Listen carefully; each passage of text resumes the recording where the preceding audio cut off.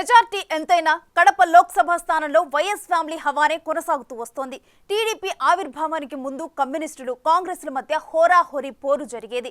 TDP వచ్చిన తర్వాత మొదటిసారి మాత్రమే ఆదరించారు అక్కడి ఓటర్లు. ఆ తరువాత నుంచి ఆ సెగ్మెంట్ వైఎస్ కుటుంబ సభ్యులకు అడ్డాగా మారిపోయింది. అలాంటి చోట ఈసారి ఆసక్తికర పోరు జరిగింది. వైఎస్ షర్మిలారెడ్డి కాంగ్రెస్ నుంచి వైసీపీకి ప్రత్యర్థిగా మారటంతో త్రిముఖ పోటీ నెలకొంది. ఆ క్రమంలో షర్మిల ఎఫెక్ట్ ఈసారి ఎవరిపై రిఫ్లెక్ట్ అవుతుందనేది ఇంట్రెస్టింగ్ గా తయారైంది.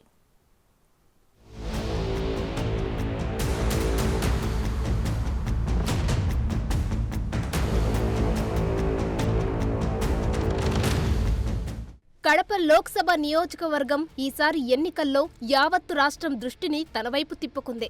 కాంగ్రెస్ నుంచి వైఎస్ షర్మిల పోటీ చేయడంతో కడప స్థానం ప్రత్యేకత సంతరించుకుంది. సొంత అన్న వైసీపీ అధ్యక్షుడు జగన్తో విభేదించిన వైఎస్ కుమార్తె ఆ పార్టీకి చెక్ పెట్టడమే లక్ష్యంగా విస్తృత ప్రచారం చేశారు. మాజీ మంత్రి వైఎస్ వివేక హత్య కేసును ఫోకస్ చేస్తూ హంతకులకు న్యాయానికి మధ్య పోరాటమంటూ షర్మిల చేసిన ప్రచారం కడప ఓటర్లను ఆలోచింపచేసింది. ఆమెకు తోడుగా వివేక కుమార్తె డాక్టర్ సునీత కూడా ప్రజలే న్యాయం చెప్పాలని వేడుకోవడం ఓటింగ్ సరళిపై ప్రభావం చూపించే పరిస్థితి కనిపిస్తోందంటున్నారు.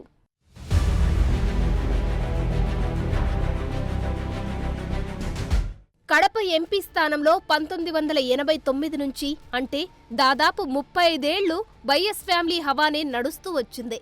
దివంగత ముఖ్యమంత్రి వైఎస్ రాజశేఖర్ రెడ్డి కాంగ్రెస్ నుంచి 4 సార్లు కడప ఎంపీగా విజయం సాధించారు. తర్వాత ఆయన తమ్ముడు 5 ఏళ్ల క్రితం హత్యకు గురైన వైఎస్ వివేకానందరెడ్డిని లోక్సభకు పంపారు కడప ఓటర్లు. 2009 ఎన్నికల నాటికి ప్రత్యక్ష రాజకీయాల్లోకి వచ్చిన జగన్ తన బాబాయి స్థానంలో కాంగ్రెస్ నుంచి పోటీ చేసి మొదటిసారి ఎంపీ అయ్యారు.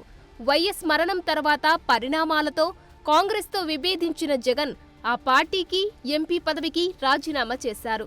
2011లో సొంత పార్టీ వైసీపీ నుంచి బైపోల్స్ బరిలో దిగి ఘన విజయం సాధించారు.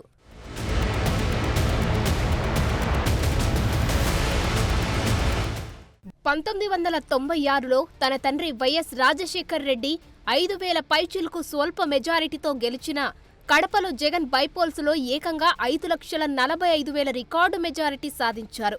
2014 ఎన్నికల్లో రాష్ట్ర రాజకీయాలకు పరిమితమైన జగన్ తన బాబాయి కొడుకు వైఎస్ అవినాష్ రెడ్డిని సీన్లోకి తెచ్చారు. అవినాష్ రెడ్డిని సైతం వరుసగా 2 సార్లు ఆదరించారు కడప ఓటర్లు. గత ఎన్నికల్లో 3,80,000 పైచిలుకు ఓట్లతో ఎంపీగా గెలిచారు.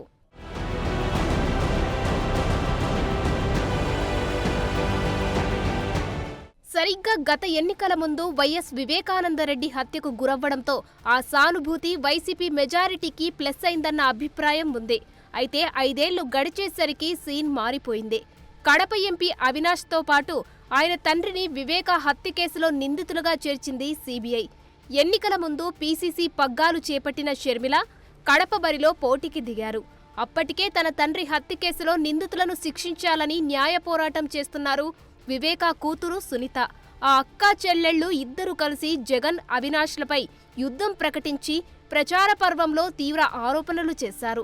ప్రజలే న్యాయం చెప్పాలని కొంగు చాచి ఓట్లు అభ్యర్థించారు. సాక్షాత్తు ముఖ్యమంత్రి జగన్మోహన్ రెడ్డి గారు రాజశేఖర రెడ్డి గారి కొడుకై ఉండి అధికారం వాడి అవినాష్ రెడ్డికి కాపలాగా నిలబడ్డాడు. అసలు ఎవరన్నా జగన్మోహన్ రెడ్డి? వివేకానంద రెడ్డి గారికి కొడుకులు లేరు, ఒక బిడ్డే ఉంది, న్యాయం కోసం కొట్లాడుతుంది.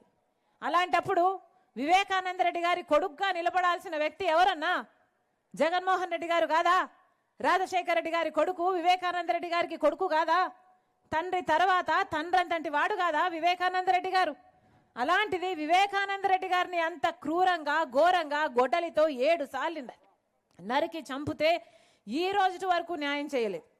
సిబిఐ అవినాష్ను అరెస్ట్ చేయడానికి కర్నూలు వరకు వెళ్తే 3 రోజుల పాటు జగన్ రెడ్డి పోలీసులను మూకల్ని అంతటిని పెట్టి సిబిఐని ఉట్టి చేతులే పంపించారు. ఈ రోజు వరకు జగన్మోహన్ రెడ్డి గారు సమాధానం చెప్తున్నారన్న? వివేకానంద రెడ్డి గారిని గొడ్డలితో నరికితే ఆ మెదడు బయటకు వచ్చింది, ఆ ఎముకలు బయటకు వచ్చాయి, ఇల్లంతా రక్తమైందే. మరి అంత భయంకరంగా వివేకానంద రెడ్డి గారిని చంపితే సాక్షి ఛానల్ మాత్రం హార్ట్ అటాక్ అని ఎందుకు చెప్పిందో ఈ రోజు వరకు జగన్మోహన్ రెడ్డి గారు కానీ సాక్షి టీవీని నడిపే భారతమ్మ గాని సమాధానం చెప్పలేదు. నిందితుల వైపు ఉన్నారా? ధర్మం వైపు ఉన్నారా, హత్యలో నిందితుల వైపు ఉన్నారా? మీరు నిర్ణయించుకోవాలి. మీకోసం పోరాడిన, మీకోసం పనిచేసిన, 4 దశాబ్దాలు పనిచేసిన వైఎస్ వివేకానంద రెడ్డి, వైఎస్ రాజశేఖర రెడ్డి గారు ఆత్మకు మీరు ఏం జవాబు చెప్పదలుచుకుంటున్నారు? ప్రజలు ఆలోచించుకోవాలి. ఈ ఓటు న్యాయం కోసం, ఈ ఓటు ధర్మం కోసం వేయండి. వైఎస్ షర్మిల గారిని గెలిపించండి. సీన్ కట్ చేస్తే ఓటర్ల తీర్పు ఈవీఎంలలో నిక్షిప్తమైంది. కడప ఓటర్ల తీర్పు ఎలా ఉండబోతుందనేది ఉత్కంఠ రేపుతోంది. వైసీపీ పెట్టినప్పటి నుంచి ఆ పార్టీకి పిల్లర్గా పనిచేశారు షర్మిల. జగన్ జైలు జీవితం గడిపినప్పుడు తన పాదయాత్రతో ఆ పార్టీ బలోపేతానికి ఎంతో కృషి చేశారు. గత ఎన్నికల ముందు సైతం అన్న విజయంలో కీలక పాత్ర పోషించారు. వైఎస్ వారసురాలిగా తెలుగు ప్రజల్లో మంచి గుర్తింపు తెచ్చుకున్నారు. అయితే జగన్ మాత్రం ఎప్పుడూ ఆమెకు ఎన్నికల్లో పోటీ చేసే అవకాశం ఇవ్వలేదు.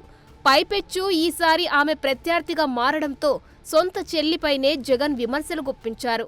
వైఎస్ అవినాష్ ఏ తప్పు చేయలేదని నేను బలంగా నమ్మాను కాబట్టే నేను అవినాష్కు టికెట్ ఇచ్చాను.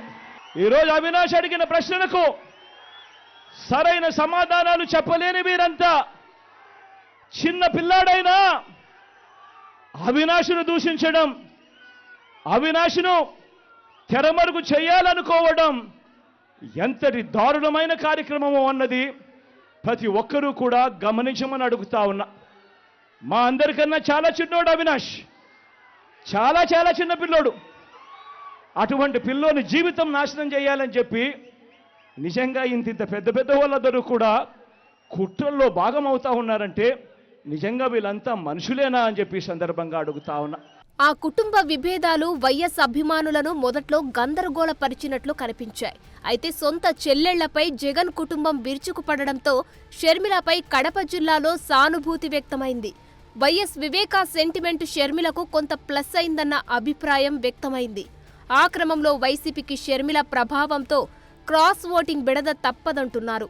ఉమ్మడి కడప జిల్లాలో దాదాపు 80% ఓటింగ్ నమోదవ్వడంతో ఓటర్ల మొగ్గు ఎటుందనే గుబులు వైసీపీ శ్రేణుల్లో కనిపిస్తుంది.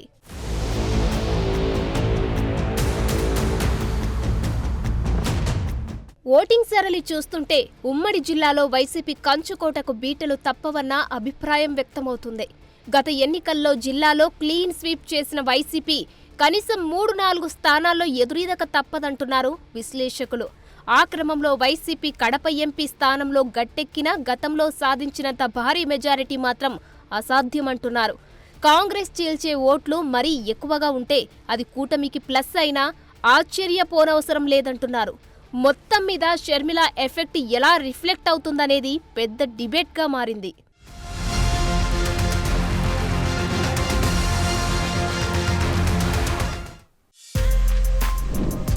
For more videos like this, subscribe Big TV channel.